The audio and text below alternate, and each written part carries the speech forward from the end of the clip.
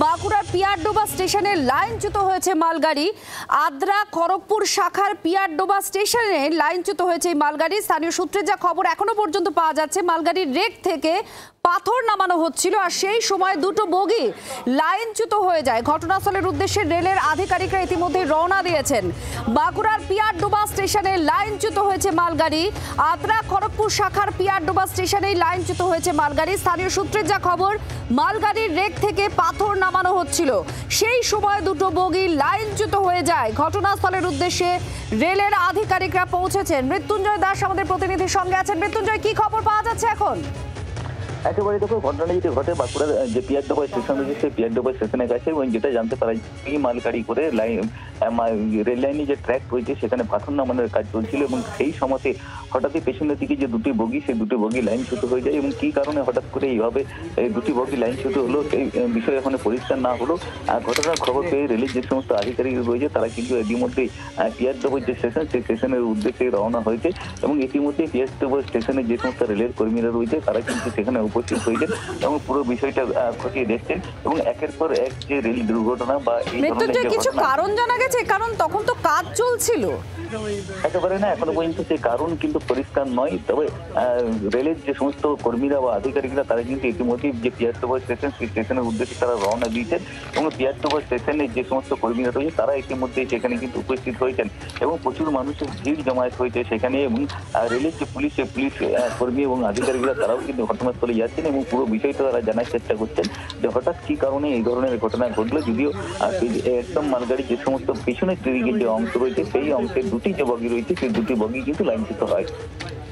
মৃত্যুঞ্জয়, তুমি সঙ্গে থাকো, আপনাদের সেই ছবি আমরা দেখাচ্ছি। দেখতে পাচ্ছেন এই মুহূর্তে লাইনচ্যুত হয়ে গিয়েছে মালগাড়ি। এটা বাঁকুড়ার পিয়ারডোবা স্টেশনে লাইনচ্যুত হয়েছে মালগাড়ি থেকে তখন মালগাড়ির রেক থেকে পাথর নামানো হচ্ছিল, সেই সময় দুটো বগি লাইনচ্যুত হয়ে যায় বলে এখনো পর্যন্ত স্থানীয় সূত্রে আমরা যেটা জানতে পারছি।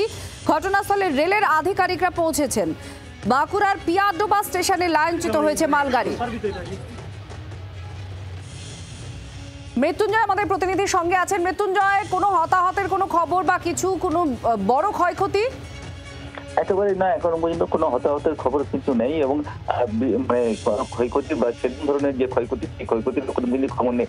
যেটুকু জানতে পারা যায় দুপুর নাগাদ যে পিয়ারডোবা যে স্টেশন রয়েছে সেই পিয়ারডোবা স্টেশনের কাছে যে মালগাড়ি করে যে রেলের যে ট্র্যাক রয়েছে সেখানে কিন্তু পাথর নামানোর কাজ চলছিল, এবং সেই সময়তেই এই ধরনের একটা ঘটনা ঘটে এবং বিকট একটা শব্দ শুনতে পাই। যে স্টেশনের যে সমস্ত রেলের যে সমস্ত কর্মীরা তারা এবং স্থানীয় মানুষজন, এরপরে প্রচুর মানুষজন সেখানে ছুটে আসেন এবং সেখানে ভিড় জমান। স্থানীয় যে স্টেশন রয়েছে সেই স্টেশনে যে সমস্ত কর্মীরা তারাও সেই ঘটনাস্থলে ছুটে যান এবং তারা পুরো বিষয়টি দেখেন। এরপরে আদ্রা ডিভিশন এবং বাঁকুড়া যে ডিভিশন রয়েছে সেখানে কিন্তু রেলের আধিকারিকদের সেখানে খবর দেওয়া হয়। ইতিমধ্যেই যেটি জানতে পারা যাচ্ছে, রেলের যে সমস্ত আধিকারিক রয়েছে তা বা ইঞ্জিনিয়ার রয়েছে তারা কিন্তু যে পিয়ারডোবা স্টেশন সেই পিয়ারডোবা স্টেশনের উদ্দেশ্যে ইতিমধ্যেই রওনা দিয়েছে, এবং কি কারণে এই ধরনের ঘটনা এখনো পর্যন্ত পরিষ্কার নয়। তবে রেলের ট্র্যাকে যে পাথর নামানোর সময় এই ধরনের যে ঘটনা সেই ঘটনা কিন্তু ঘটে, এবং রেলের ট্রেন চলাচল কোনো ব্যাহত হয়েছে মৃত্যুঞ্জয়?